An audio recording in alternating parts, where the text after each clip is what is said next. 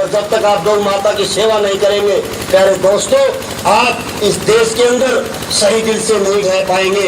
इस देश की संस्कृति खराब हो जाएगी, इस देश का सभ्य समाज खराब हो जाएगा। आपको गौ माता को बचाना। पंजाब के अंदर 4 गौएं कटी थी उस समय देश के अंदर। अब इस तरह की कोई बात हो रही है तो वो किसी की भी सरकारें हो, तो कोई भी लोग हो, आप लोगों को उनको मुंह तोड़ जवाब देना पड़ेगा। आपको डरना नहीं है। हम पूरे देश के लोगों के हमारे भाई संपत सिंह जी को है जितनी कि असली व्यक्ति जो काम करता है देश के लिए, समाज के लिए, जो कहने का मतलब है दोस्तों, जिसके अंदर किसी भी तरह की निस्वार्थ भावना से जो काम करता है, उस व्यक्ति के हजारों दुश्मन हुआ करते हैं। और मैं कहता हूँ दुश्मन और हो, हमारे को खुशी होगी कि हमारे दुश्मन हो और हम और लगन से काम कर सके और उनका मुकाबला कर सके। जिस व्यक्ति के दोस्तों दुश्मन नहीं होंगे वो समाज के लिए कुछ नहीं कर सकता, और असली दुश्मन ही हमारे को कुछ न कुछ सिखा सकता है। हमारे अंदर एक भावना पैदा होती है।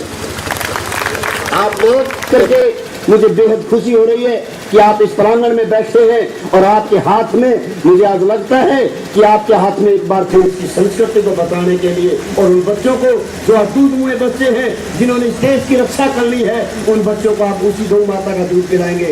जय हिंद, जय भारत।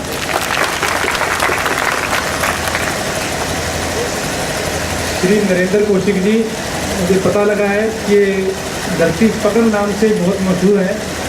जिस काम को भी उठाते हैं उसको इतनी मजबूती से पकड़ते हैं कि उसको पूरा करके ही छोड़ते हैं। तो आज वो बीड़ा इन्होंने इसी काम के लिए उठाया हुआ है।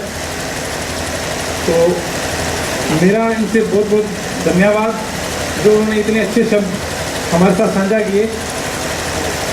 अब मैं श्री भारती जी पंजाब से आए हैं, उनसे अनुरोध करूँगा तो शांत करें ताकि हमारी भी हौसलाअफजाई होती रहे।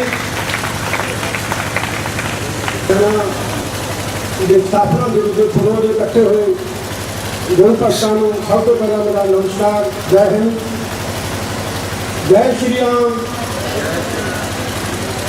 मैं तो एक ही गल कहनी चाहना, गौ माता को हिंदू धर्म के एक मां का दर्जा दिता गया है। दोस्तों, जब साड़ी मां ही दुखी है तो पुत्रों का जीवन का कोई फायदा। अगर ये इसी तरह से चलता रहा तो हमारे देश को बचा पाना बहुत मुश्किल होगा।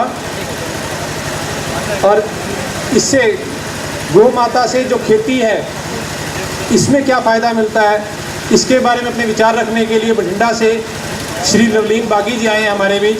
जो खाना खाने में मशरूफ है, दूर दूर से व्यक्ति आपके बीच में पहुंचे हैं, 3-3 दिन से जो चले हुए हैं और यहाँ आज हमारे बीच में पहुंचे हैं इस गंभीर मुद्दे पर बातचीत करने के लिए। और आपको अगर आई का रूप धारण कर ले, मैं माफी चाहूंगी, भाई को मैंने बीच में टोका, लेकिन बहुत खून जल रहा था मेरा।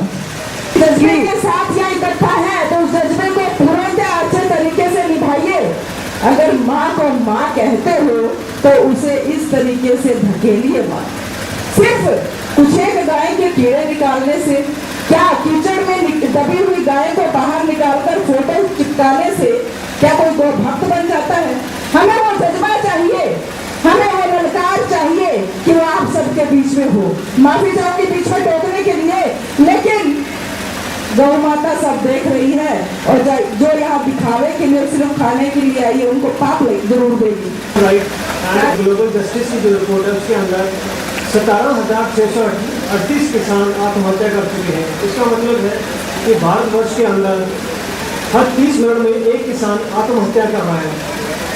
एक महाराष्ट्र का किसान है जिनका नाम है रामचंद्रन राव, जो 2010 के अंदर जिन्होंने आत्महत्या कर ली। आत्महत्या का कारण वो ये बता रहे थे, जो लिख के गए अपने कागज़ के ऊपर, वो कहते हैं कि मेरे पास स्टाम्प पेपर के खर्च करने के लिए भी पैसे नहीं थे। और दूसरा वो कह रहे हैं पिछले 2 साल से मेरी कपास की फसल खराब होती जा रही है और इस वजह से हमारे घर के अंदर बैंक के जो मुलाजिम हैं वो आके बेइज्जती कर रहे हैं हमारे घर के अंदर। और ऐसा ही पूरे महाराष्ट्र के अंदर 2,42,000 किसान आत्महत्या कर